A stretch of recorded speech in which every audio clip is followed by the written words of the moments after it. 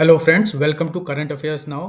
आज है 24 अप्रैल 2024 और आज हम डिस्कस करेंगे 24 अप्रैल 2024 का द हिंदू न्यूज़पेपर। अगर आप फर्स्ट टाइम इस यूट्यूब चैनल पे आ रहे हैं तो चैनल को सब्सक्राइब कर सकते हैं और इसके साथ ही अगर कंटेंट पसंद आता है तो लाइक और शेयर भी कर सकते हैं। तो चलिए स्टार्ट करते हैं आज की पहली न्यूज़ से। आज की फर्स्ट न्यूज़ है मिसलीडिंग एडवर्टाइजमेंट से रिलेटेड एक केस सुप्रीम कोर्ट में चल रहा है और ये केस पतंजलि के अगेंस्ट सुप्रीम कोर्ट में चल रहा है। यहाँ पर सुप्रीम कोर्ट ने अपनी सुनवाई के दौरान पतंजलि के जो को फाउंडर हैं सेल्फ स्टाइल्ड योगा गुरु बाबा रामदेव, उनको बोला है कि उनके द्वारा जो मिसलीडिंग एडवर्टाइजमेंट प्रचारित किए गए, जो मिसलीडिंग एडवर्टाइजमेंट किए गए, उसको लेकर जो एपोलॉजी उन्होंने अगर पब्लिक से मांगी है या अपनी तरफ से कोई एपोलॉजी अगर दी है तो वो क्या उतनी बड़ी है जितने कि उनके एड प्रिंट किए गए थे न्यूज़पेपर में। और इसके रिगार्डिंग जो प्रूफ है वो भी ओरिजिनल न्यूज़पेपर का प्रूफ सुप्रीम कोर्ट के द्वारा मांगा गया है। अब यहाँ पर एक पर्टिकुलर आर्टिकल इम्पॉर्टेंट है और एग्जाम के लिए भी ये आर्टिकल इम्पॉर्टेंट है। एक तो एक्ट है जिसमें यहाँ पर पूरा केस की सुनवाई हो रही है। ये एक्ट है drug and magic remedies act 1954। Drug and magic remedy act 1954 1954 का ये एक्ट है और इस के प्रोविज़न को लेकर ही इस केस में सुनवाई की जा रही है। इस एक्ट में एक आर्टिकल है, एक रूल है 170। तो कोर्ट ने आयुष मिनिस्ट्री से ये पूछा है कि रूल 170 को अचानक डिलीट करने का क्या रीज़न था। एक्चुअली रूल 170 जो एक रूल है, ये कंज्यूमर के प्रोटेक्शन को ध्यान में रखते हुए मिसलीडिंग एडवर्टाइजमेंट कोई भी कंपनी ना करे, उसके मिसलीडिंग एडवर्टाइजमेंट के अगेंस्ट कंज्यूमर प्रोटेक्शन के लिए आर्टिकल या रूल 170 लाया गया था। कोर्ट ने गवर्नमेंट में पर्टिकुलरली आयुष मिनिस्ट्री से ये बोला है कि अचानक से मिनिस्ट्री के द्वारा रूल 170 को ओमिट कर दिया गया या डिलीट कर दिया गया, which dealt with powers to take action against objectionable advertisement from drug and cosmetics rules 1945। तो ड्रग एंड कॉस्मेटिक रूल्स का ये रूल 170 है जिसका यूज करके सरकार उन मिसलीडिंग एडवर्टाइजमेंट करने वाले कंपनी के अगेंस्ट कोई ना कोई एक्शन ले सकती है। इस रूल को हटा दिया गया मिनिस्ट्री के द्वारा। तो इसी पे कोर्ट ने क्वेश्चन किया है आयुष मिनिस्ट्री से। कोर्ट ने ये भी बोला है कि ये जो रूल लाया गया था ये गवर्नमेंट के रिकमेंडेशन से ही लाया गया था, क्योंकि गवर्नमेंट के खुद के एक्सपर्ट का मानना था, उन्होंने रिकमेंड किया था कि रूल 170 लाया जाए, 170 रूल। और गवर्नमेंट के मिनिस्टर के द्वारा पार्लियामेंट में भी ये बोला गया था कि इस रूल की ज़रूरत है to protect consumer and initiate action against objectionable advertisement. तो अचानक से इसको रिमूव करने का क्या कारण था? एक्चुअली पतंजलि ने इसी रूल का हवाला देकर ये बोला था कि गवर्नमेंट पतंजलि के अगेंस्ट कोई कार्रवाई नहीं कर सकती है और इससे पहले वाले जितने भी रूल्स हैं, जो एक्ट हैं, वो आर्काइक हैं, वो बहुत पुराने हैं, तो इनके अगेंस्ट कोई कार्रवाई नहीं कर सकती। इसीलिए इन्होंने सुप्रीम कोर्ट का जो एफिडेविट फाइल किया था वो भी शायद उसकी भी परवाह नहीं की। तो इसी से रिलेटेड गवर्नमेंट से क्वेश्चन पूछे गए हैं और रूल 170 ये ड्रग एंड कॉस्मेटिक रूल का पार्ट है, जिसके थ्रू गवर्नमेंट एक्शन ले सकती है मिसलीडिंग एडवर्टाइजमेंट करने वाली कंपनीज के अगेंस्ट। इसको ओमिट किया गया था, तो ये इंपॉर्टेंट है। सेकेंड न्यूज़ है, इसी पर्टिकुलर केस में सुप्रीम कोर्ट के द्वारा गवर्नमेंट से ये पूछे जा रहे हैं कि जो भी मिसलीडिंग एडवर्टाइजमेंट लगातार अलग अलग कंपनीज के द्वारा किए जा रहे हैं, क्या उनके अगेंस्ट गवर्नमेंट कोई एक्शन ले रही है?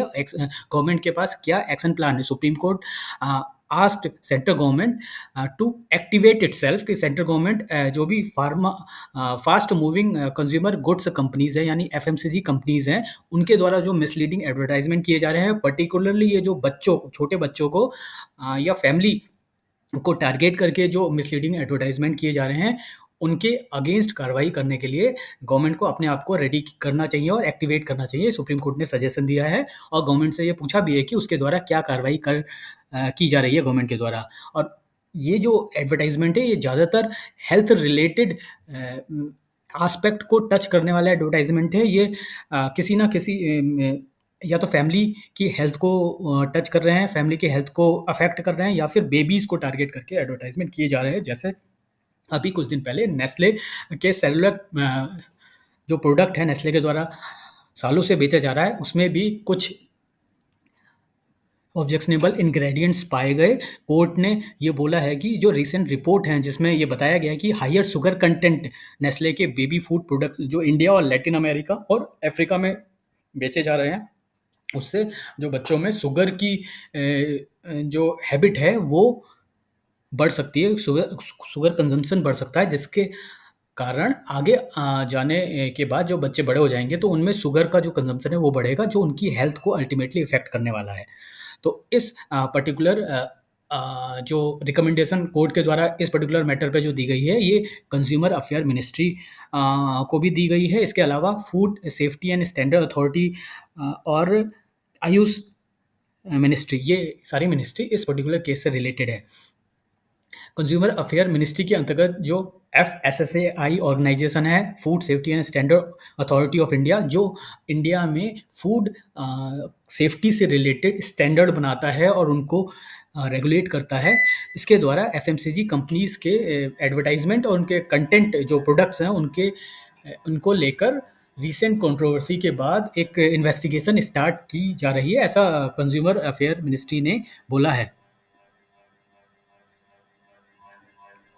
Advertisement Standard Council of India has flagged 948 objectionable advertisement to Ayush Ministry in the past 2 years.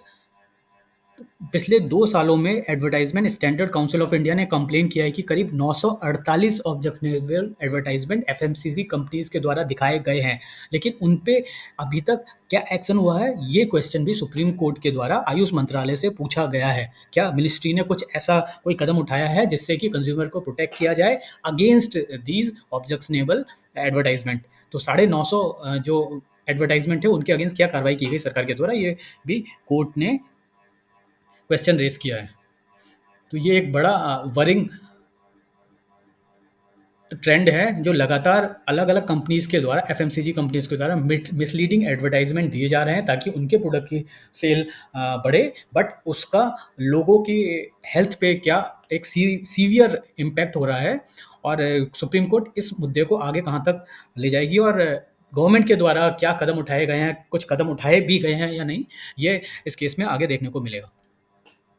अगला जो आर्टिकल है वो एनवायरमेंट से रिलेटेड है। तमिलनाडु और केरला नीलगिरी ताहर जो तमिलनाडु का स्टेट एनिमल है, उसका सर्वे करने वाली है। और एक ये जो सर्वे है ये सिंक्रोनाइज सर्वे होगा, 29 अप्रैल से स्टार्ट किया जाएगा। करीब 3-4 दिन का ये सर्वे होने वाला है।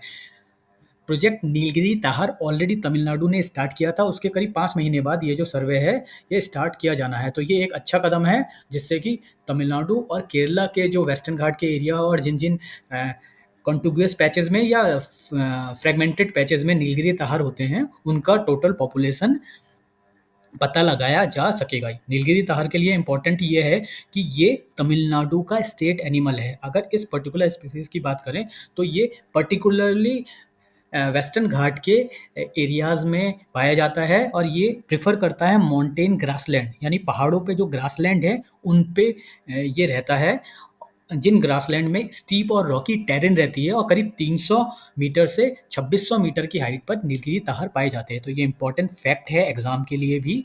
नीलगिरी ताहर माउंटेन ग्रासलैंड में रहने वाला एनिमल है। ये प्रेफर करता है स्टीप एंड रॉकी टेरेन और कितनी हाइट पे ये पाया जाता है, 300 मीटर से 2600 मीटर की हाइट पे ये पाया जाता है। ये मेनली वेस्टर्न घाट के एरिया केरला और तमिलनाडु के जो हैं उनमें पाया जाता है। तमिलनाडु का राज्य पशु है या स्टेट एनिमल है। जो तमिलनाडु और केरला के स्टेट डिपार्टमेंट के द्वारा जॉइंटली इनका जो काउंटिंग है वो की जा रही है। 3 डे की ये सिंक्रोनाइज सेंसस होगी, 29 अप्रैल से स्टार्ट की जानी है। इसका जो मेथड होगा वो होगा bounded count and double observer method. Bounded count and double observer method ये पर्टिकुलर मेथड है जिससे इनकी जो पॉपुलेशन है वो काउंट की जाएगी to estimate population of species. इस सर्वे में करीब 700 लोग इन्वॉल्व होने वाले हैं। This is massive exercise of its kind being taken up for the first time in the country for Nilgiri tahr. तो नीलगिरी ताहर को लेकर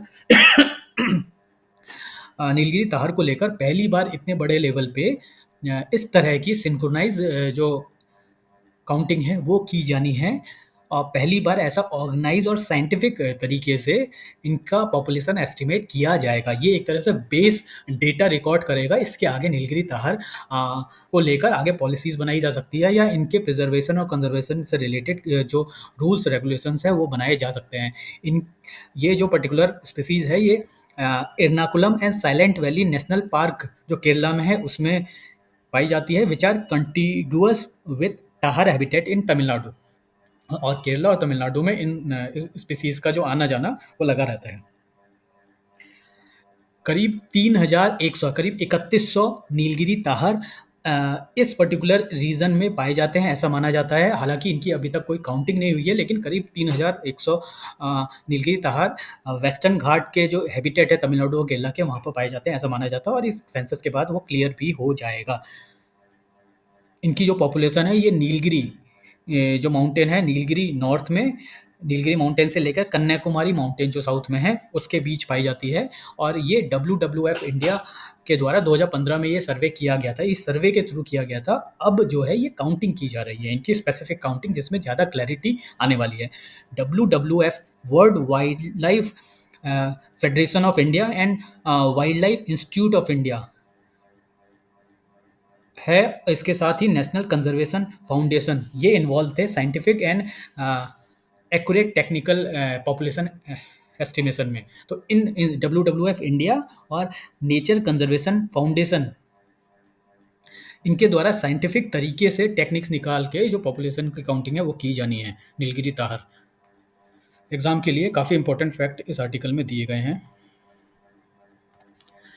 नेक्स्ट आर्टिकल भी एनवायरमेंट रिलेटेड ही है। यहाँ पर इस आर्टिकल में बताया गया है कि इसरो के द्वारा कुछ इमेज प्रेजेंट की गई है जिसमें ये दिखाया गया है कि मैनी ग्लेशियर लेक्स एक्सपेंड कर रही हैं, जो mainly Indian Himalayan river basin के कैचमेंट एरिया हैं वो बढ़ रहे हैं। ग्लेशियर लेक क्या होती है? जो माउंटेन में ग्लेशियर्स के बीच में वाटर के जमा हो जाने से, कलेक्ट हो जाने से लेक्स बनती हैं, वो ग्लेशियर लेक्स होती हैं। और इंडियन स्पेस रिसर्च ऑर्गेनाइजेशन की अगर हम लॉन्ग टर्म सैटेलाइट इमेजनरी को देखें, और उन्होंने एक बड़ा एरिया, कैचमेंट एरिया कवर किया है इंडियन हिमालयन रिवर के बेसिन्स का, और जो इसका टाइम पीरियड है वो है 1984 से लेकर 2023 तक। तो इस पूरे टाइम जोन में अगर देखेंगे तो सिग्निफिकेंट चेंजेस हुए हैं ग्लेशियर लेक में, और लगातार जो इनका कैचमेंट एरिया है ये बढ़ता ही जा रहा है, यानी एक्सपेंड हो रही हैं ये ग्लेशियर लेक्स। और ये जो स्टडी जिन रिवर्स के कैचमेंट एरिया में की गई है वो मेनली नॉर्थ इंडिया की गंगा रिवर है, इंडस रिवर है और ब्रह्मपुत्र रिवर बेसिन हैं। इनमें ज़्यादातर जो रिवर्स हैं वो हिमालयन रिवर ही देखी गई है, और अलग अलग तरह से इसमें बताया गया है कि करीब 676 लेक्स में से 601 लेक्स, करीब 90% लेक एक्सपेंड पाई गई हैं, मोर देन ट्वाइस। 90% लेक आधे से ज़्यादा बड़ी हैं।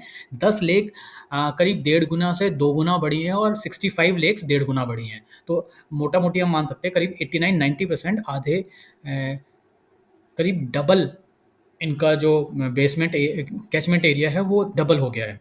ग्लेशियर लेक्स को कैटेगराइज किया जाए अगर on the basis of their formation process, तो ये 4 कैटेगरीज में आते हैं। अगर इनको लेक्स के बनने के बेसिस पे, फॉर्मेशन प्रोसेस पे कैटेगराइज किया जाए तो ये 4 तरह की होती हैं।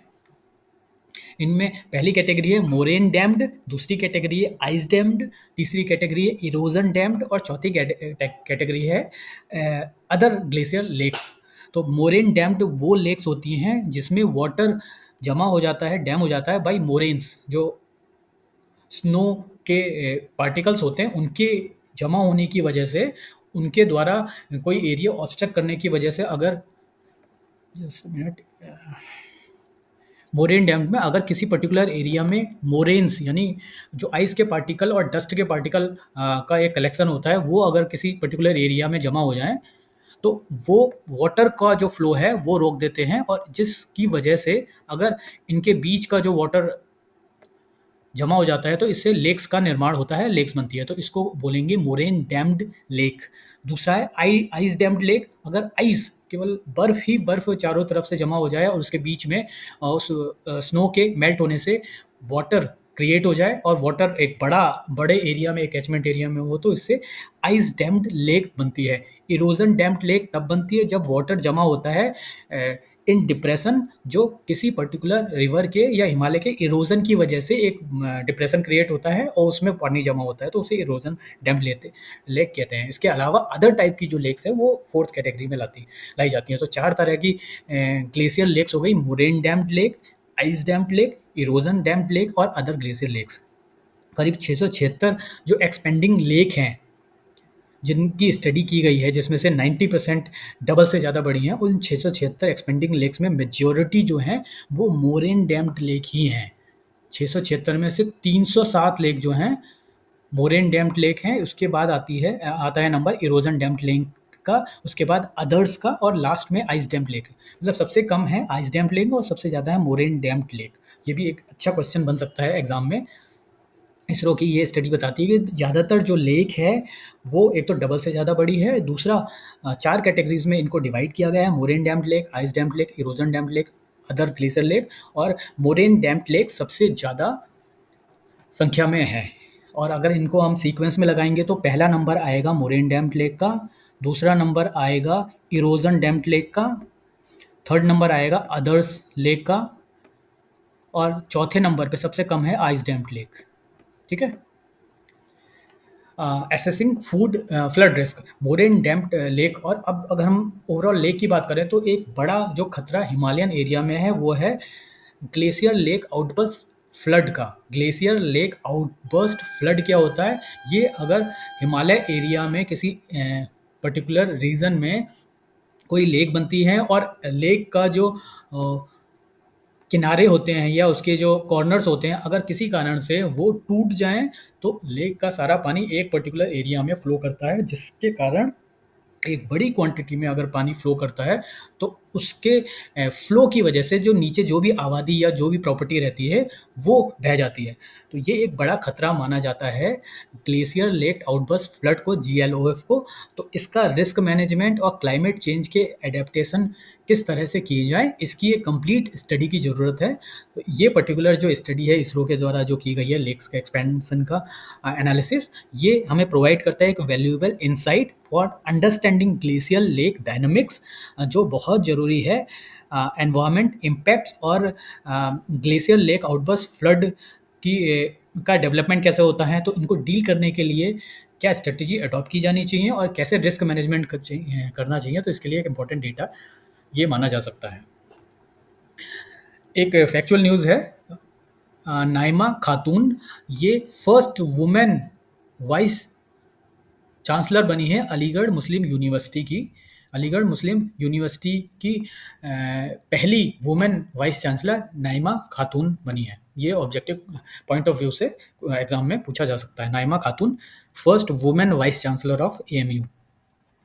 Significant human right violation in India, US government की एक रिपोर्ट बताती है। यूएस गवर्नमेंट ने एक रिपोर्ट निकाली है और यूएस के स्टेट डिपार्टमेंट की ये 2023 ह्यूमन राइट रिपोर्ट है। ये कंट्री वाइज कंपाइलेशन करती है ह्यूमन राइट प्रैक्टिसेस और ये क्रेडिबल रिपोर्ट्स करती है इंडिया में जो पिछले कुछ सालों में ह्यूमन राइट के वायलेशन हैं। तो इस रिपोर्ट के अकॉर्डिंग कुछ वायलेशन यहाँ पर बताए गए हैं, जिनमें शामिल हैं extra judicial killing, enforcement, disappearance, arbitrary. हालांकि सारी चीज़ें इसमें एज सच करेक्ट नहीं मानी जा सकती बिकॉज ये यूएस के पर्सपेक्टिव से रिपोर्ट लाई गई है, लेकिन कुछ चीज़ें हम कह सकते हैं जो भी बहुत ही ज़्यादा न्यूज़ में भी दिखती हैं। तो इसीलिए इसका एक ओवरव्यू करना ज़रूरी है। तो जो ह्यूमन राइट वायलेशन के एक्टिविटीज़ यहाँ पर बताई गई हैं वो है extra judicial killing, enforcement disappearance, arbitrary arrest and detention, torture और कोहर्सन कन्फेशन। इसके अलावा जो इंटरनेट शटडाउन किए जाते हैं गवर्नमेंट के द्वारा, समय समय पर सर्विलेंस किया जाता है जो जर्नलिस्ट पे, सोशल एक्टिविस्ट पे, जो एथनिक और कास्ट माइनॉरिटी पे क्राइम्स है उनके रिलेटेड ये जो रिपोर्ट है वो इंसिडेंट बताती है। इसके अलावा जो एथनिक कॉन्फ्लिक्ट कुकी और मैतेई एथनिक ग्रुप्स मणिपुर में पिछले 1 साल से चल रहा है, उसके बारे में भी वो भी किस तरह से ह्यूमन राइट एब्यूज़ है वो भी बताया गया है।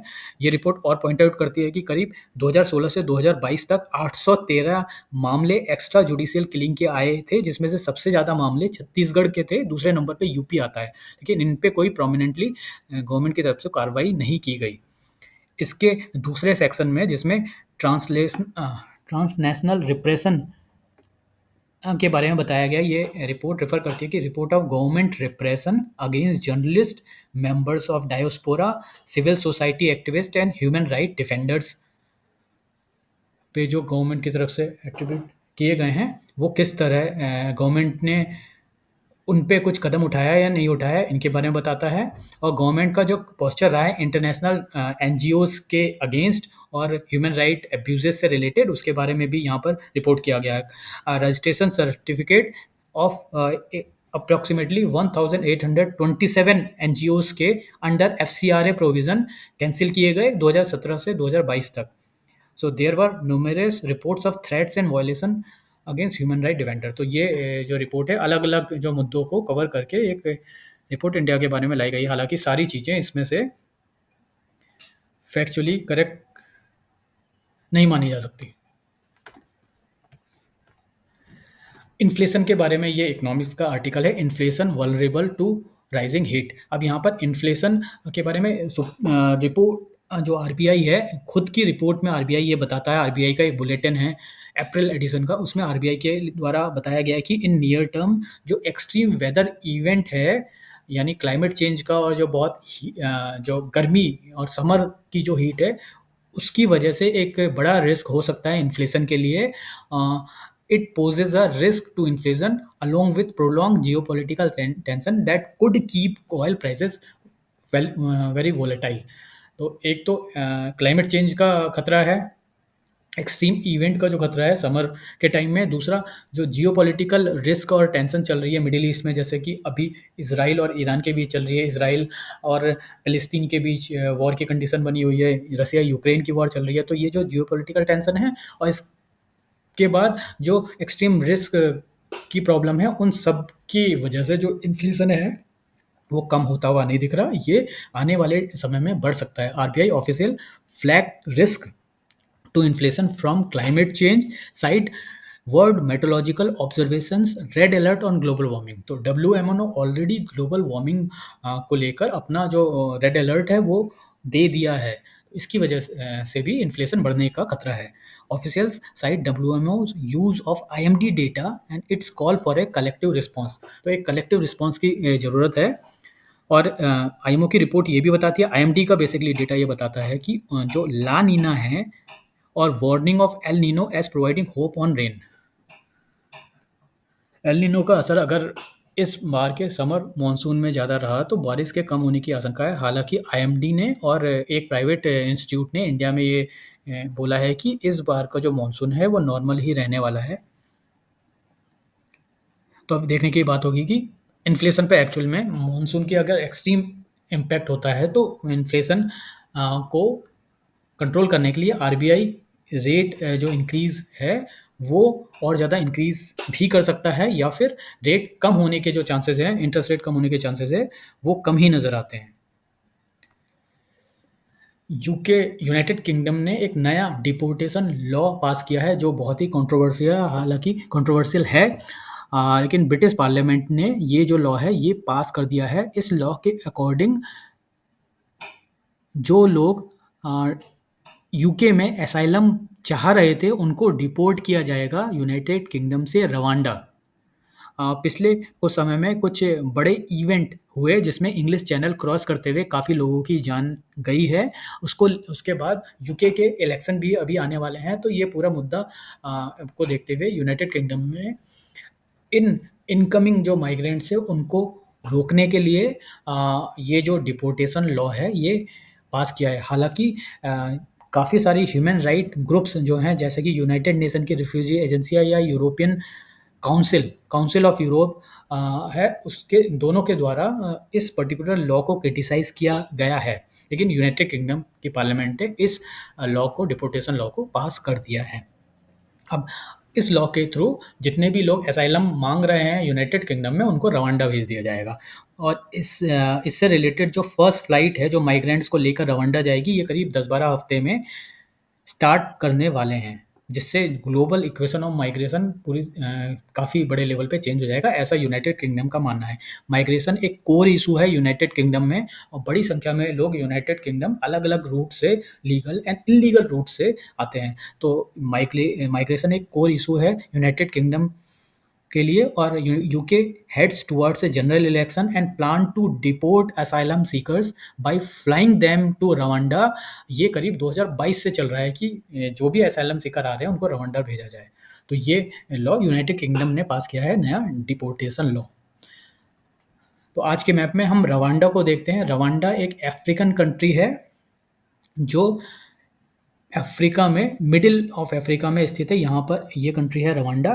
इसकी 4 नेबरिंग कंट्री हैं, Uganda, democratic Republic of Congo, Burundi और तंजानिया। ये 4 इसके नियर बाई कंट्री है। हालांकि रवांडा लेक विक्टोरिया को टच नहीं करता, ये इंपॉर्टेंट क्वेश्चन बन सकता है। और ना ही रवांडा इक्वेटर पे लाई करता है, रवांडा इक्वेटर के साउथ में लाई करता है, ये भी इंपॉर्टेंट पॉइंट है। और लेक विक्टोरिया को टच नहीं करता है रवांडा। रवांडा के नॉर्थ में स्थित है युगांडा, वेस्टर्न साइड में स्थित है डीआरसी यानी democratic Republic of Congo, south में है बुरुंडी और ईस्टर्न साइड में है तंजानिया। तो ये थे आज के न्यूज़ आर्टिकल्स। आई होप कि आपको पसंद आया होगा, और अगर आपको पसंद आया है तो वीडियो को लाइक करें, शेयर करें, सब्सक्राइब करें। Thank you.